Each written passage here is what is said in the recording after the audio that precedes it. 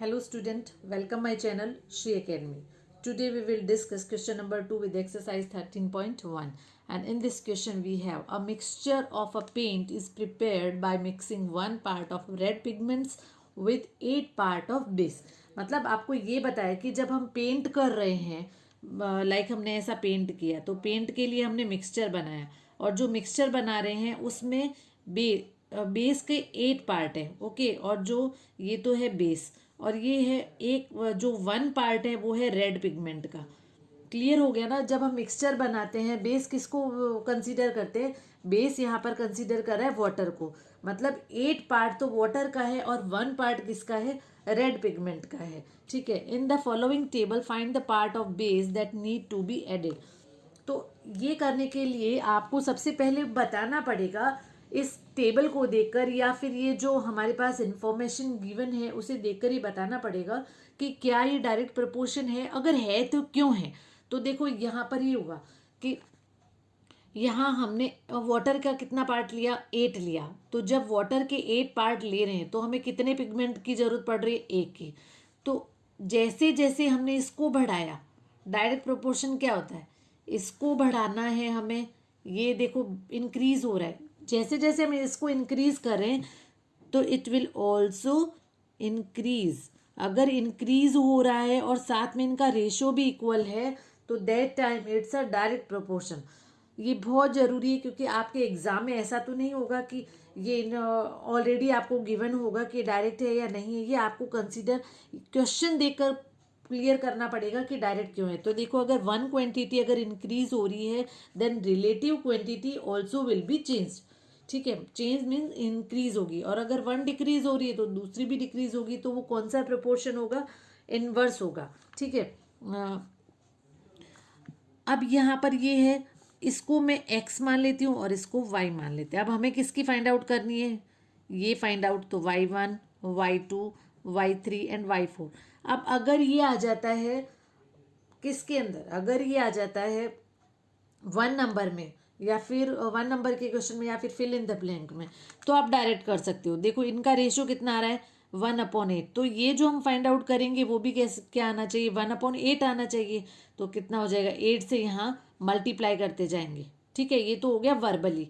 4 8 जा 32, 4 8 जा 32, 7 8 जा 56। तो ये तो हुआ है वर्बली। अब इसे अगर ये थोड़ा सा बड़े क्वेश्चन में आ जाता है तो हम उसको रिटर्न में कैसे लिखेंगे। तो सबसे पहले हमने क्या लिया है, हम यहाँ पर लेट कर रहे हैं रेड पिगमेंट। क्या कर रहे हैं, ये जो कंसीडर किसको कर रहे हैं हम, पार्ट ऑफ बेस को। लेट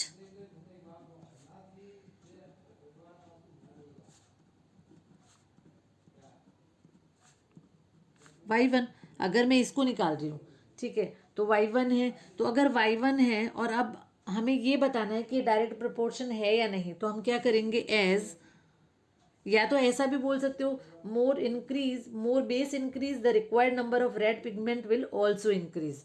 ओके, तो ये हमें बताना है as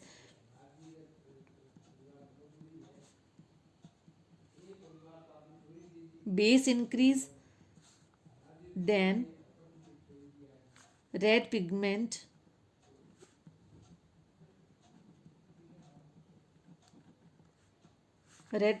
will also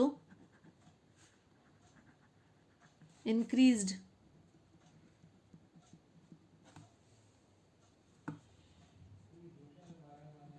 So it is therefore it is direct proportion.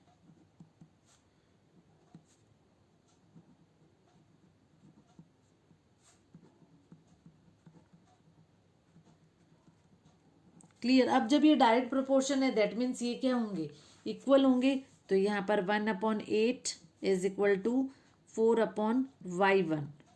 Okay, अब हम क्रॉस मल्टीप्लाई करेंगे तो y1 is equal to 4 multiply by 8 then it will become 32। तो y1 is 32। Clear. Now next, अब हम इससे भी फाइंड आउट कर सकते हैं, अदरवाइज इससे भी कर सकते हैं। Then 1/8 is equal to 7/y2।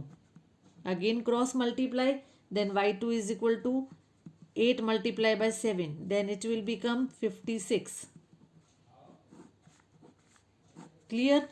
Next is 1 upon 8 is equal to 12 upon y3. 12 upon y3. Then y3 is equal to cross multiply में डायरेक्ट कर रही हूँ.